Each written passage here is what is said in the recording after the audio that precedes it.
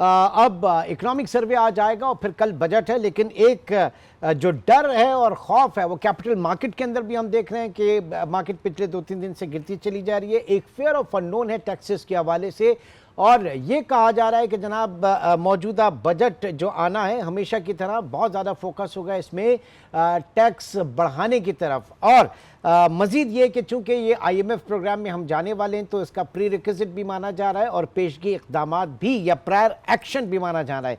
तो कितना फोकस्ड होगा इस वक्त पाकिस्तान में टैक्सेशन का जो सिस्टम है, जो निज़ाम है, और जो जिस तरीके से एक अदम तवाज़ुन का शिकार है, तो उसमें कितनी अहमियत बढ़ जाती है फिर बजट के हवाले से टैक्सेस की? सर जी बहुत शुक्रिया। देखिए, पहले तो हमें अपने आप से यह सवाल करना है कि ये रेवेन्यू साइड के ऊपर इतनी स्पेकुलेशन क्यों हो रही है। ये स्पेकुलेशन इसलिए हो रही है कि हमारी कोई कंसिस्टेंट टैक्स की पॉलिसी नहीं है। जब आपके पास बजट बाय डेफिनेशन हमारी पॉलिसी का फाइनेंसिंग इंस्ट्रूमेंट होता है। अगर आपकी स्टॉक मार्केट को और बाकी इन्वेस्टर्स को पॉलिसी पता हो और सिम्ट पता हो तो उनकी वरीज बढ़नी चाहिए ही नहीं। तो ये इन्वेस्टर के लिए अनसर्टेनिटी जो है कि बजट से हर साल एक गोल्ड पोस्ट चेंज हो जाता है, वो मईशत के लिए यकीनन पॉजिटिव नहीं है और ट्रस्ट डेफिसिट बढ़ जाता है। अब आपके सवाल का जवाब टैक्सेशन के ऊपर 3-4 ऑब्जर्वेशंस। एक तो हमारी टैक्सेशन क्योंकि 55% इनडायरेक्ट है तो वो रिग्रेसिव है, जो गरीब को भी उतना ही हिट करती है और अमीर को भी उतना ही हिट करती है। अगर आप मोबाइल का बैलेंस लोड करते हैं आपको भी उतने का पड़ेगा, एक अरबपति को भी उतने का पड़ेगा। सो द क्वेश्चन इज कि हम टैक्सेशन को रीडिस्ट्रीब्यूटिव या प्रोडक्टिव या प्रोग्रेसिव कैसे करें, ये पॉलिसी का सवाल है। अगर हमारी पॉलिसी हो कि हमने ग्रेजुअली अपने इनडायरेक्ट टैक्स को घटाना है, इनकम टैक्स को बढ़ाना है, जीएसटी को रीजन की पैरिटी पे लाना है, तो फिर क्लैरिटी बढ़नी शुरू हो जाती है। अब 2 से 3% ग्रोथ के अंदर इन्वेस्टर को दिखाई दे रहा है कि 12.9 ट्रिलियन के टैक्सेस कलेक्ट करना एक बहुत मुश्किल काम है। अगर हमारे पास ये क्लियर पॉलिसी हो कि जी हमने नॉन टैक्स रेवेन्यू प्राइवेटाइजेशन से और बाकी प्रोसीड से इतना लेना है, टैक्स के ऊपर इतना बोझ डालना है, और ये हमारे तरजीही सेक्टर्स हैं जिनको हमने प्रोटेक्ट करना है क्योंकि हमारी लाइफ लाइन, तो इन्वेस्टर को क्लैरिटी आ जाएगी। अनफॉर्चुनेटली कम्युनिकेशन का गैप और पॉलिसी का गैप बहुत वाजिया दिखाई दे रहा है। ठीक, तो हम जब टैक्स रिफॉर्म्स की बात करते हैं, टैक्स एडमिनिस्ट्रेशन में रिफॉर्म्स की बात करते हैं, तो उसमें एक सवाल ये बारहा आ रहा है, इससे पहले भी आपसे पहले जो लोग रहे पैनल में उनका यही कि जनाब पॉलिसी साइड जो है वो FBR से अलग की जाए और वहाँ पे सिर्फ उनको इम्प्लीमेंटेशन की हद तक जो है वो रखा जाए। तो खुद FBR के अंदर क्या कैपेसिटी कंस्ट्रेन है, वहाँ पर है क्या? क्योंकि जब 55% अगर इनडायरेक्ट टैक्सेस हैं तो ज़्यादा के ज़्यादा जो लोड है, और फिर दूसरा आप उठा के देख लें हर जगह पे हमें विदहोल्डिंग एजेंट्स नज़र आ रहे हैं, हर बिजनेस को, हर कारोबार को विदहोल्डिंग एजेंट बना दिया है। तो इस तरह तो नहीं चल सकता ना सर मामला? जी देखिए, बजट 3 तरह का होता है। एक होता है जहां आपने बुक को बैलेंस करना है कि अपने डे टू डे खर्चे कैसे करें और खर्चों को कम नहीं करना। हमारी सूरत हाल यहां फिट आती है, हम FBR को टारगेट देते हैं, FBR को पॉलिसी की सिम्त नहीं देते हैं कि जी आपने बेसिकली टैक्सेशन को as an instrument of growth कैसे इस्तेमाल करना है या as an instrument of redistribution कैसे इस्तेमाल करना है। तो ये बजट जो है इसमें तो आपके ऊपर इतना प्रेशर है क्योंकि आपका डेफिसिट 8% से नीचे नहीं आ पा रहा है, तो इसलिए वो FBR को टारगेट्स दिए जाते हैं। अब एक टैक्स कलेक्टर है, उसके पास टारगेट है, उसको तो कोई दिलचस्पी नहीं है कि कौन उसके अंदर एक्सक्यूज मी जो आपका एग्जिस्टिंग फंस रहा है, फंस रही है या तरजीही सेक्टर फंस रहा है, उनका तो टारगेट है जो इंसेंटिव जिस पे उनकी प्रमोशन होनी है। तो हमें इन चीजों को देखने के, बाकी रह गया एडमिनिस्ट्रेशन। नहीं सर, बहुत इंपॉर्टेंट सर, बहुत इंपॉर्टेंट पॉइंट आपने यहाँ पे रेज किया कि वो उनकी जितनी भी अप्रोच है वो है टारगेट बेस्ड, तो उससे कैसे निकला जाए या वहां पे क्या रिफॉर्म किया जाए? आउट ऑफ द बॉक्स क्या होगा सर, आप क्या रिकमेंड करेंगे? देखिए, आउट ऑफ द बॉक्स नहीं है, हमारे पास बड़ी तगड़ी एग्जांपल्स मौजूद हैं।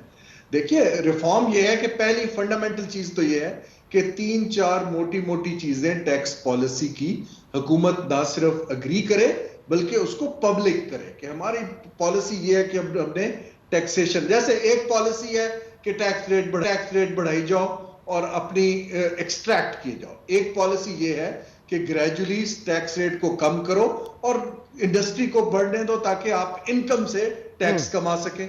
दूसरी पॉलिसी ये है कि एग्जेम्पशंस खत्म करो और सबको इक्वल ट्रीटमेंट दो और ये रियल एस्टेट को और ट्रेडर्स को और ज़रात को इक्वल ट्रीटमेंट दीजिए। आई एम जस्ट सेइंग कि पॉलिसी की क्लैरिटी देंगे तो फिर एडमिनिस्ट्रेटिव ढांचे को अकॉर्डिंगली एडजस्ट किया जाएगा। तो सर माय पॉइंट इज कि ये फिर ये टैक्स ये डायरेक्टिव्स देगा कौन, ये पॉलिसी ये सिम्त दिखाएगा कौन फिर?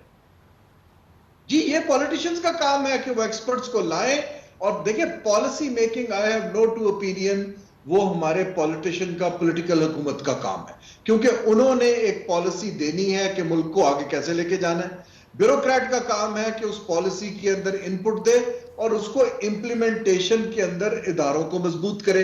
अब इदारे जो हैं जहां तक हमने देखा है, चाहे यूके का IRS देख लें, मलेशिया का सिस्टम देख लें, honestly speaking 80% tax collection automated होती है, उसमें ह्यूमन टच आता ही नहीं है।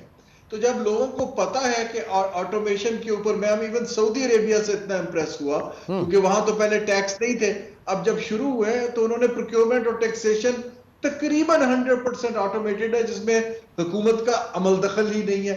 अगर मुझे पता हो कि मैंने ऑटोमेटेड करना है और ये जो हमने डिफरेंशिएशंस की हुई है, डिस्टॉर्शंस के filer and non filer and other things, आप सबको उसके अंदर लाइए तो चीजें बढ़नी शुरू हो जाएंगी। जब आप बीच में लाते हैं मिडिल मैन को जिसने कलेक्ट करना है और रिप्रेसिवली करना है, वहां पर फिर लोग रिएक्ट करते हैं। ओके अच्छा, अब आपने कहा ऑटोमेशन की, और जाहिर है कि दुनिया भर में जिद्दत के साथ हो रहा है, तो पाकिस्तान में भी एक अभी पिछले दिनों हमने देखा कि वो ट्रैक एंड ट्रेस सिस्टम जो है वो लेकर आया गया। फिर प्राइम मिनिस्टर कह रहे हैं कि वो बहुत बड़ा फ्रॉड हो गया, बहुत उसके ऊपर इंक्वायरीज भी हैं, FBR के अंदर उसके ऊपर इंक्वायरी हो रही है। तो अब ये ट्रैक एंड ट्रेस अल्टीमेटली जाना तो पड़ेगा ना उन चीज़ों की तरफ। प्रॉब्लम कहाँ पे फिर, इसकी इम्प्लीमेंटेशन में रेजिस्टेंस है या क्या है, या टेक्नोलॉजी ये वो सही नहीं है? नहीं जी, प्रॉब्लम ये है कि हमें एक फैसला करके विजिबली उसके पीछे खड़े होना पड़ता है।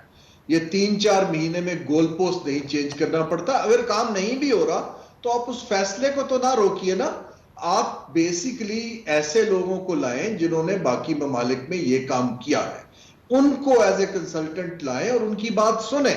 देखिए ना, अगर हमारी एग्जिस्टिंग ब्यूरोक्रेसी जो है उसका ना माइंडसेट है ना कैपेबिलिटी है इस तरफ, तो आप फिर तो वही एक लीकी बकेट में पानी डाली जा रहे हैं जो लीक होता रहेगा। एक तो ये है कि आप कुछ लोगों को इंडिपेंडेंस दीजिए, एक CEO लगाएं, उसको अकाउंटेबल करें, उनको टारगेट्स दीजिए। इस तरह दुनिया चलती है।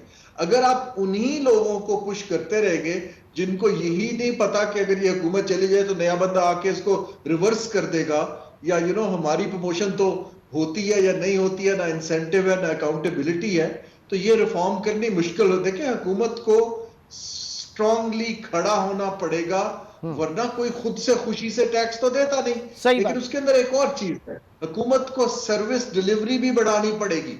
देखिए, अगर आप टैक्स दे रहे हैं तो इन रिटर्न कुछ तो हमें मिलना चाहिए। बिल्कुल बिल्कुल। अगर हुकूमत उस टैक्स से पर्क्स, प्रिविलेजेस और सड़कें बनाती रहेगी तो फिर लोग सवाल करेंगे कि हम क्यों टैक्स दें। ठीक, very right, very right. Sir, you had been chairman board of investment.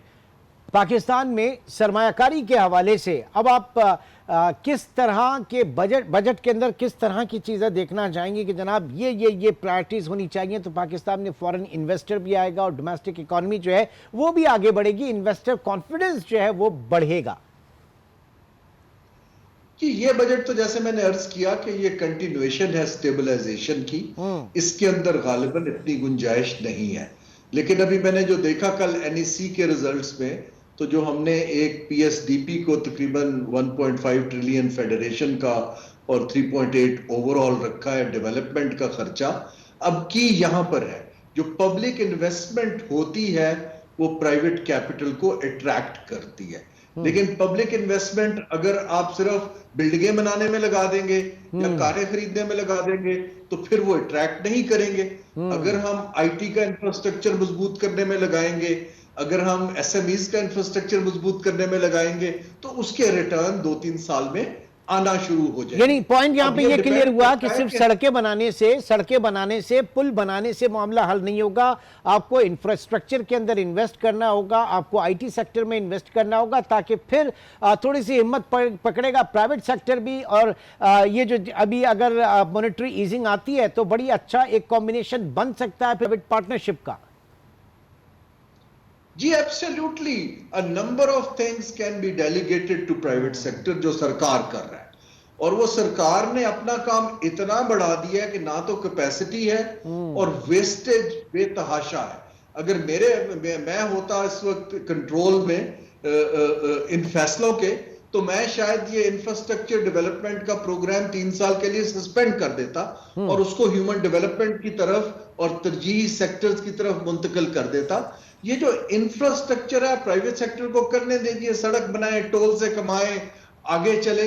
उसी पैसे को आप डाइवर्ट करें। हमारी 70% यंग पॉपुलेशन है, उनके हेल्थ इश्यूज हैं, स्किल्स के इश्यूज हैं, इकोनॉमिक अपॉर्चुनिटीज के इश्यूज हैं। हमें पैसा इस तरफ मुंतकिल करना है, ना कि हमने वही ओल्ड स्कूल पॉपुलिस्ट फीता काटना, तस्वीरें कटवाना, बट ठेके सर देना, वो तो patronage करना। किसी भी हुकूमत का एक पॉलिटिकल कैपिटल होता है ना। ये एमपीएस के फंड्स वगैरह जो होते हैं यही तो लगते हैं फिर इलेक्शन के वक्त काम भी आते हैं कि ये आप एक बड़ी अहम बात। बहुत से मेरे सियासी दोस्त मेरे पास आते हैं कि आप जो बातें कर रहे हैं उससे पॉलिटिकल कैपिटल इरोड हो रहा है। मैं जब उनसे सवाल करता हूं कि पॉलिटिकल कैपिटल क्या होता है, आपका काम है कि आप इलेक्ट होके आए हैं, आप सही काम करें लोगों के लिए, ना कि आप अपनी क्रोनी कंस्टिट्यूएंसी को पेटनेज से प्रोटेक्ट करें। पॉलिटिकल कैपिटल ये नहीं है। ये बेसिकली आप सही काम नहीं कर रहे, लोगों को बता नहीं रहे कि आप मुझे परफॉर्मेंस की बेस पे इलेक्ट करें, ना कि मैं कितना डोल आउट कर रहा हूं टू बाय आउट वोट्स। अब ये एक ट्रांजिशन है ओल्ड स्कूल पेटनेज की, पोस्ट कॉलोनियल थिंकिंग की, कि उससे निकल के प्रोग्रेसिव कैसे जाना है। किसी को तो खड़ा होना पड़ेगा, तो ये आगे चलेगा ना जी। ठीक ठीक।